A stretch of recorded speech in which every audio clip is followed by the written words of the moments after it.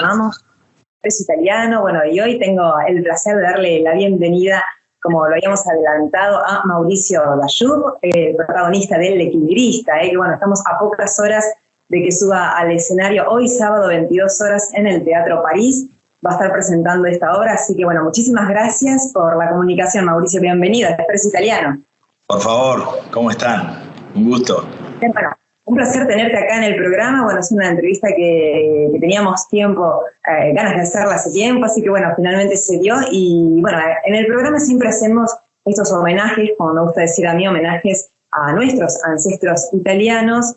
Y El Equilibrista tiene que ver con tu historia personal. Y me gustaría que nos cuentes acerca, bueno, de tus ancestros italianos, porque uno escucha tu apellido, Layub, y dice, no hay raíces italianas ahí, pero las hay.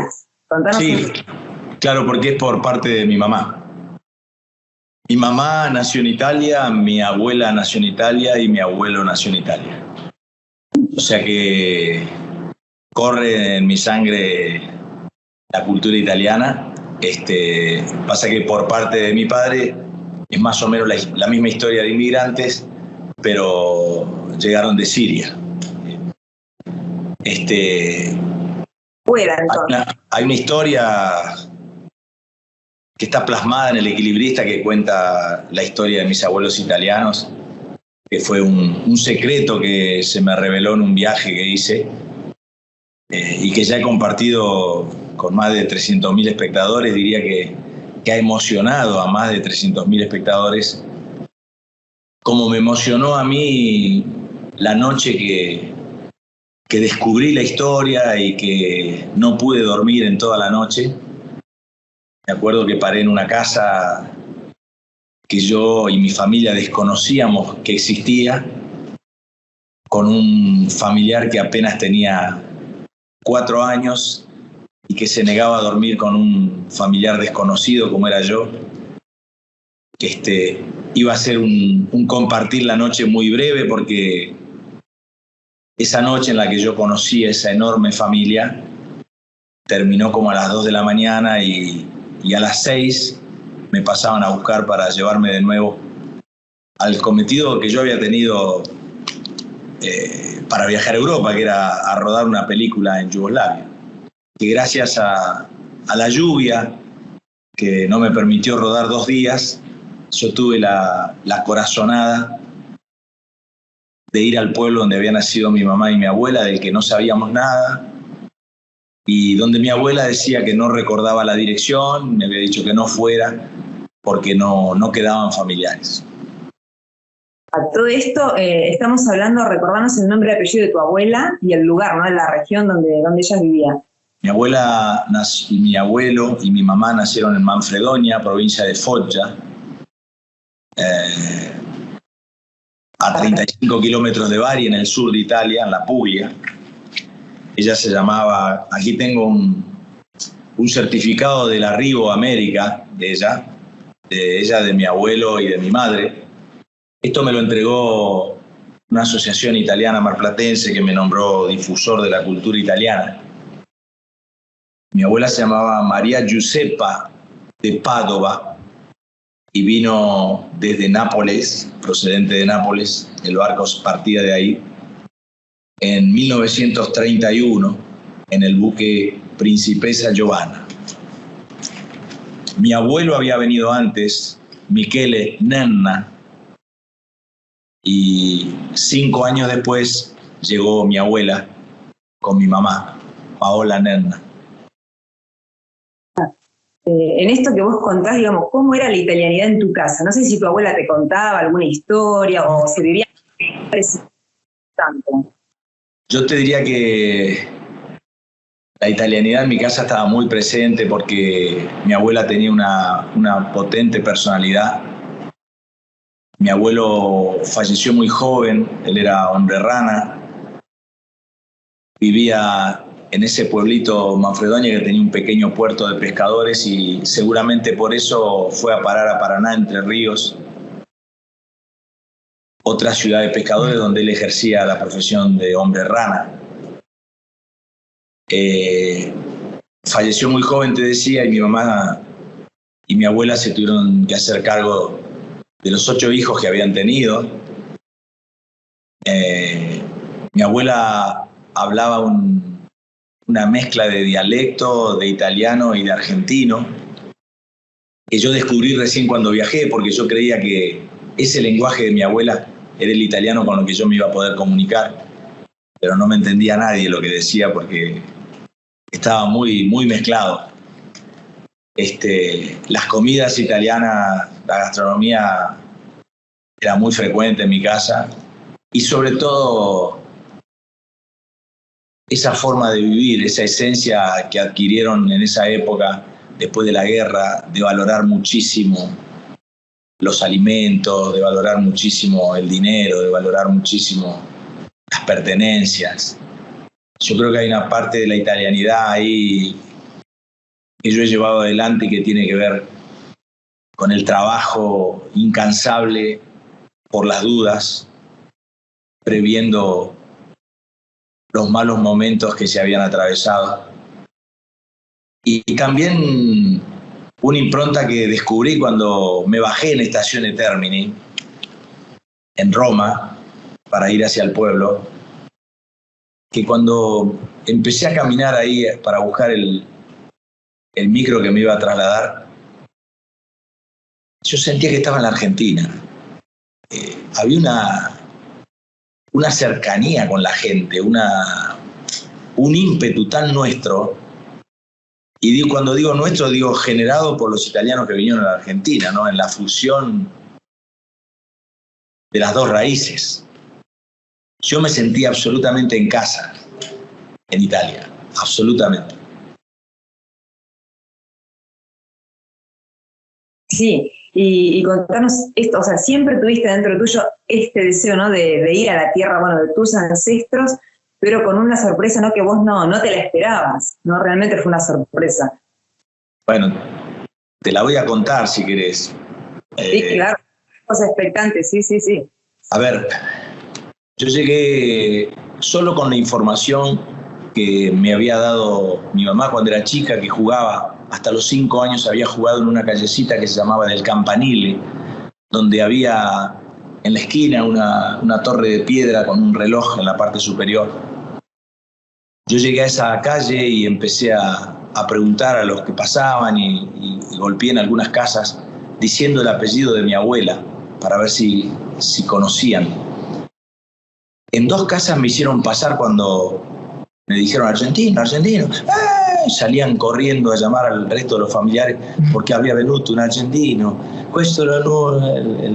Los parientes de ellos pensaban que yo era familiar de ellos. Me hacían pasar, me preguntaban qué me siente, la yaca, me sacaban la campera, póngase cómodo, ¿qué va a tomar? Uno me traía para tomar, otro me atendía, otro me ayudaba. Hasta que empezábamos a hablar y el apellido de mi abuela no era el nuestro. Y eso producía una decepción terrible. En las 2 casas me pasó lo mismo. Pero en una de las que estuve dije, bueno, me dijeron, pero se va a quedar a comer igual. Y me trajeron el licor que hacían con las frutas de la cuadra, como unas naranjas, unas toronjas. Y yo decía, no, yo me tengo que ir, tengo solo un día, porque llegar al pueblo me había costado todo un día. Y al otro día yo tenía que volver a la tarde a rodar. Entonces, porque filmaba el otro día, o sea que eran 2 días muy escuetos, era un día y medio prácticamente. Así que tuve que dejar a esa gente, golpeé en otra y algo les pareció que sí, que conocían y me hicieron esperar. Era un local, recuerdo, una peluquería. Y llamaron por teléfono y yo escuchaba que decían, argentino, está girando un film. Y me dijeron que esperara, que me iban a pasar a buscar. Me vino a buscar un señor con un auto cuya contraseña para afirmar que yo era alguien honesto, que buscaba a mi familia y nada más, fue la palabra Maradona. Él me miró a los ojos y me dijo, ¿argentino, Maradona? Sí, le dije yo, viene aquí, te porto en la mía máquina. Y me subió a su carro, fuimos hablando sobre Maradona, de fútbol en el camino, y me llevó a una casa a donde ya enterados que yo estaba ahí, había pasado media hora más o menos que yo estaba en el pueblo, ya se habían acercado varios familiares que esperaban ansiosos la llegada de la hermana de mi abuela, a la que habían ido a buscar a la misa para avisarle que yo estaba. Mi abuela hacía 55 años que ni hablaba ni escribía. Cuando esta señora llegó, se abrió la puerta y entró agitada, miró a los ojos, me dio un fuerte abrazo. Y yo recién ahí, por encima del hombro de ella, empecé a ver que las caras de todas las personas que estaban ahí tenían mucha similitud con mis tíos argentinos. Se parecían mucho a mi familia. A los 5 minutos se armó una mesa gigante, unas 30 personas, donde cada uno me explicaba el parentesco que tenía con mi mamá, con mi abuela. Me traían comidas típicas, me traían regalos para mi abuela, me traían fotos, recuerdos. Hasta tocó el timbre una señora que subió, la recuerdo siempre, toda de negro, vestida como se vestían las viudas de la guerra, ¿no? Y me dijo, io con 5 anni he puesto a la tua mamma en el barca. Y bueno, cuando se terminó esa cena, se estaba terminando, yo pedí que me llevaran a la casita donde había vivido mi mamá y mi abuela. Quería llevarles el recuerdo del lugar, ¿no? Sacar una foto a la puerta. De camino, la persona que me llevó, que era el marido del hijo de mi abuela, que no era familiar directo, me dijo, ¿vos escuchaste que todos repiten como una letanía? ¿Dónde está la Giuseppina? ¿Dónde está la Giuseppina? La Giuseppina era mi abuela. Sí, yo lo escuché. Le digo. Me dice, ¿vos sabés por qué repiten eso? No, le dije, no. Mi abuela me dijo que no quedaban familiares, que no sabía. Dice, no, esas fueron las últimas palabras de la mamá de tu abuela. Ella se murió preguntando, ¿dónde está la Giuseppina? Y me dice, ¿vos sabés por qué ella nunca más escribió, nunca más llamó? No. Entonces me contó la historia. Mi abuela se había enamorado de alguien que tenía la edad de ella, tenía apenas 17 años, y quedó embarazada, y por la vergüenza que significó eso en el pueblo, él se tuvo que tomar el primer barco que partió a América. Mi abuela se quedó todos los meses esperando sus cartas porque él le dijo que en cuanto consiguiera trabajo iba a hacer todo lo posible para que ella fuera con su hija.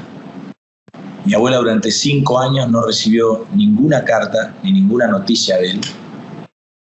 Y un día, mi abuelo ya desesperado, mandó un primo hermano con los pasajes para mi mamá y mi abuela. Y ahí mi abuela se enteró que todos los meses, desde hacía 5 años, esperaba una noticia de la persona que amaba y que no las había recibido porque supuestamente por protegerla, su hermana y su mamá le habían escondido las cartas que él le mandaba. Ella se ofendió, se enojó y se fue sin decir nada, sin decir una sola palabra. Y nunca más les volvió a hablar.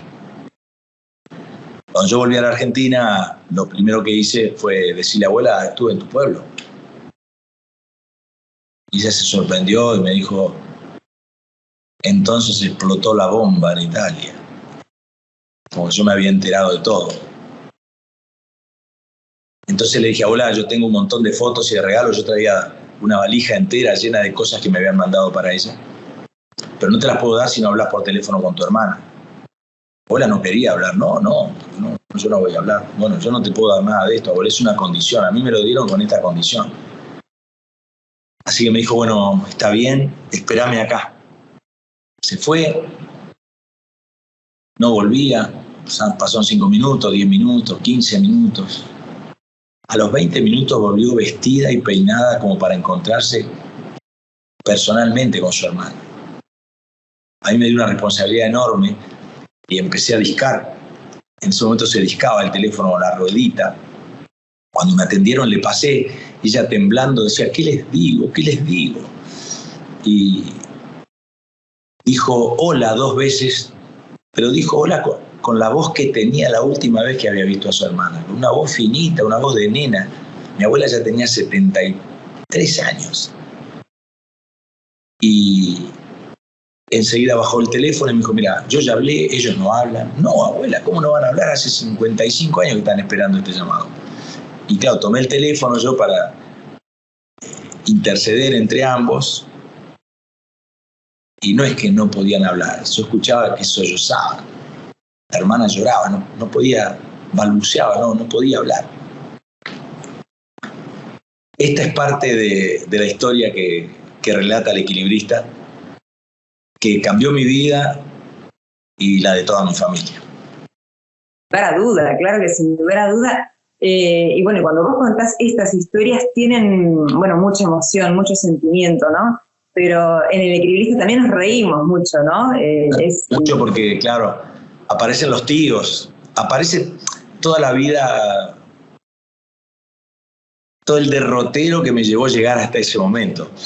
Esos tíos que tal vez no son de grande, como nos dijeron que éramos cuando éramos chicos, esos primos, aparece en el caso del Equilibrista mis padres, mis abuelos, mi propia juventud, porque el espectáculo habla de la juventud y de la finitud de la vida.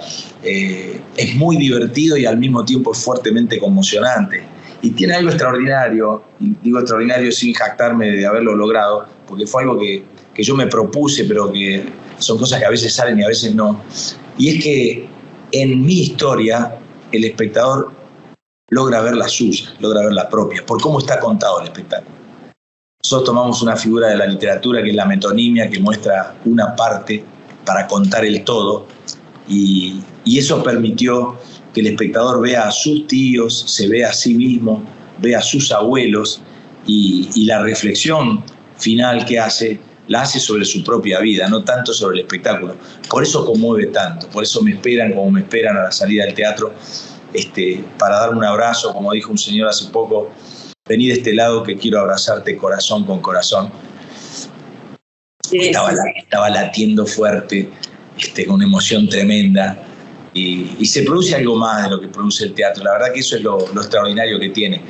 Va más allá de la ficción, es la vida misma. La gente se queda diciendo, yo jamás me quedé a saludar a un actor, esto es otra cosa, yo no soy cholulo. Y yo lo entiendo perfectamente porque a mí en mi propia vida me pasaron. Yo soy parte, no es una ficción lo que narro, es algo que viví, es algo que conozco, que me tocó a mí, que tocó a mis hermanos, que tocó a mis tíos, que tocó a mis padres, que tocó a mis abuelos. Sí, tal cual. Pero bueno, has ganado muchísimos premios, el premio ACE, bueno, Estrella de Mar, de Oro, o sea, lo máximo, ¿no?, que un actor, bueno, puede anhelar, pero no sé si tenés todavía alguna meta o de decir, voy a llevar El Equilibrista a tal escenario, a tal lugar, no sé si tenés alguna. Hay algo que me quedó pendiente porque estuvo a punto de concretarse y que fue llevar esta historia al teatro del pueblo donde nació mi mamá y mi abuela. Lino Patalano localizó el lugar y estuvimos a punto de tener la fecha para iniciar la gira europea ahí. Yo el año pasado fui a Madrid, a Israel, y esa gira iba a surgir la primera función la íbamos a hacer en Manfredonia, donde surgió la historia, en el pueblo de mi mamá y mi abuela, y después no se pudo concretar porque se sumaron otras ciudades y me pedían que lo hiciera en italiano. Y la verdad que, como la historia es real, y yo no soy italiano, soy argentino, con sangre italiana, no la quisimos tergiversar y no me sentí tan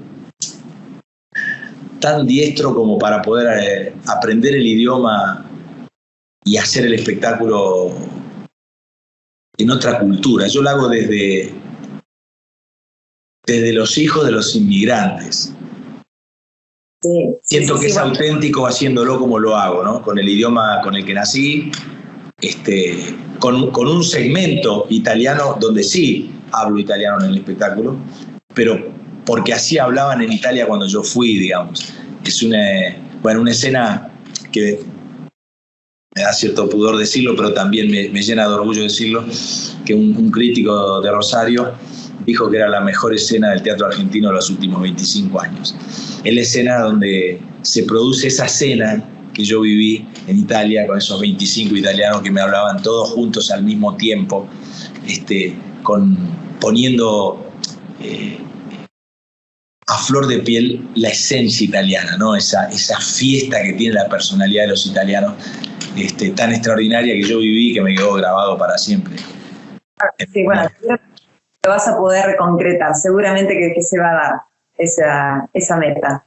Ojalá. Así que bueno, yo te agradezco, bueno, realmente de corazón, porque era una nota, bueno, que tenía pendiente, que quería, bueno, que los oyentes de Expreso Italiano la puedan escuchar, la puedan ver, bueno, a través de las redes sociales, y bueno, tal vez llegue a Italia, así que también, bueno, mandamos saludos a toda la gente que nos ve a través de las redes sociales. Y bueno, y todos los éxitos, entonces, para hoy, el que tenga, bueno, esta posibilidad de verte en el escenario, que es un lujo, así que, bueno, muchísimas gracias. No, gracias a todos ustedes. Un gran abrazo a toda la colectividad italiana. Hasta pronto. Invoca al lupo, como dicen en la PUC. Claro. Ci vediamo, grazie.